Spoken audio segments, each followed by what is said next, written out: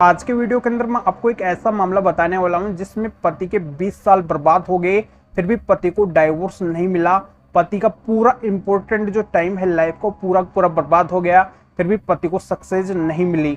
पर यहाँ पे पति ने ऐसी कौन सी बड़ी गलती कर दी थी जिसकी वजह से पति का इतना बड़ा टाइम बर्बाद हुआ और पति को कोई भी सक्सेस नहीं मिली। तो ये बड़ी गलती आपको भी नहीं करनी है। और किस तरीके से अगर आप डाइवोर्स लेना चाहते हैं तो क्या करना है क्या नहीं करना है, ये कंप्लीटली जानकारी मैं आपको इस वीडियो के अंदर बताने वाला हूँ। वीडियो बहुत ही महत्वपूर्ण है, आपके फायदे का है, इसलिए आपको करना क्या है, वीडियो को बिल्कुल अंत तक देखना है, तभी पूरी जानकारी समझ में आएगी। क्योंकि आपको अच्छे से पता है कभी भी आधे अधूरे वीडियो से जानकारी समझ में नहीं आती है, इसलिए पूरी जानकारी के लिए वीडियो को बिल्कुल अंत तक देखना होता है। और ये आपका अपना चैनल है, इसको अगर आप अब तक सब्सक्राइब नहीं करे हैं तो पहले इसको सब्सक्राइब भी कर दीजिए और साथ में बेल आइकन को भी दबा दीजिए। तो चलिए शुरू करते हैं। तो वेलकम दोस्तों, मैं हूं आपका अपना एडवोकेट जितेंद्र। दोस्तों, इस मामले के अंदर ऐसा होता है जब पति पत्नी अलग होते हैं तो पत्नी के द्वारा पति के साथ में रहने के लिए HMA सेक्शन 9 का केस फाइल किया जाता है कोर्ट के अंदर। और जब मामला चलता है, कोर्ट का जब प्रोसीजर चलता है, तो आगे कोर्ट के अंदर पति के द्वारा जाके ये मना कर दिया जाता है कि मैं इस पत्नी को नहीं रखूंगा, नहीं रखना चाहता हूं। तो कोर्ट के द्वारा पत्नी के पक्ष में सेक्शन 9 की डिक्री दे दी जाती है।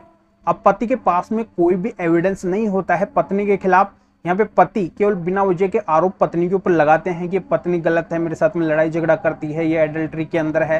पर यहाँ पे पति के पास में कोई भी एविडेंस नहीं होते हैं। तो ऐसे उस पति का मकसद उस पत्नी को अपने साथ में रखने का नहीं होता है। तो पति की कोशिश होती है उस पत्नी से डाइवोर्स लेने की।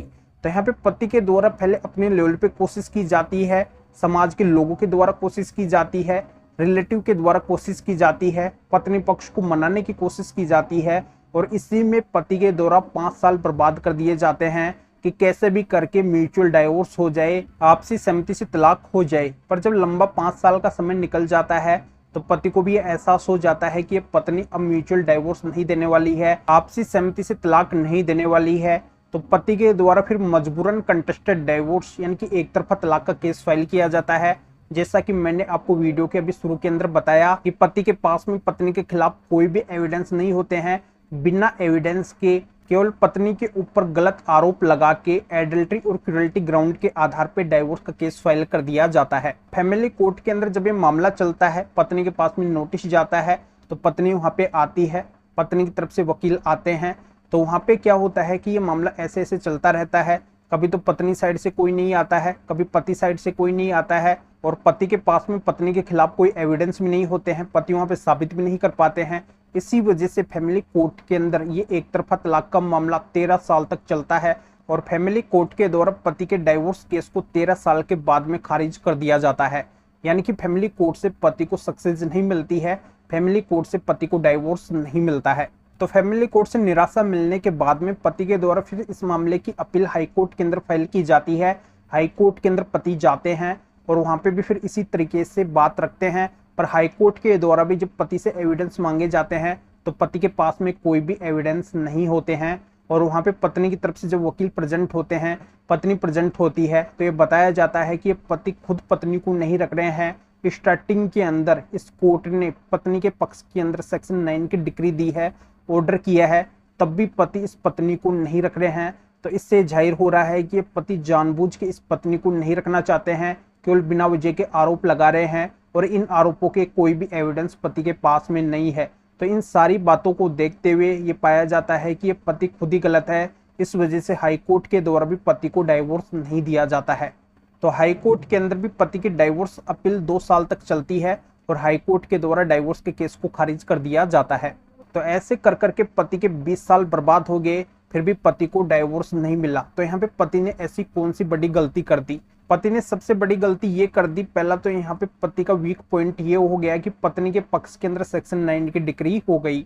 और दूसरा, पति के पास में ऐसा कोई भी एविडेंस नहीं था। पति ने बिना एविडेंस के कंटेस्टेड डाइवोर्स यानी कि एक तरफा तलाक का केस फाइल कर दिया। इस वजह से पति को कहीं पे भी सक्सेस नहीं मिली।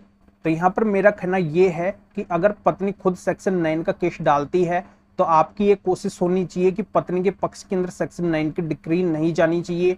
और अगर आप खुद डाइवोर्स लेना चाहते हैं तो आपके पास में डाइवोर्स के ग्राउंड के साथ में एविडेंस भी होना बहुत ही जरूरी है, तभी डाइवोर्स मिलेगा, अन्यथा डाइवोर्स नहीं मिलेगा। तो यहाँ पे मैं आपको इस मामले के बारे में बता देता हूँ। ये मामला अभी मेरे पास में सुप्रीम कोर्ट में डाइवोर्स की अपील डालने के लिए आया है।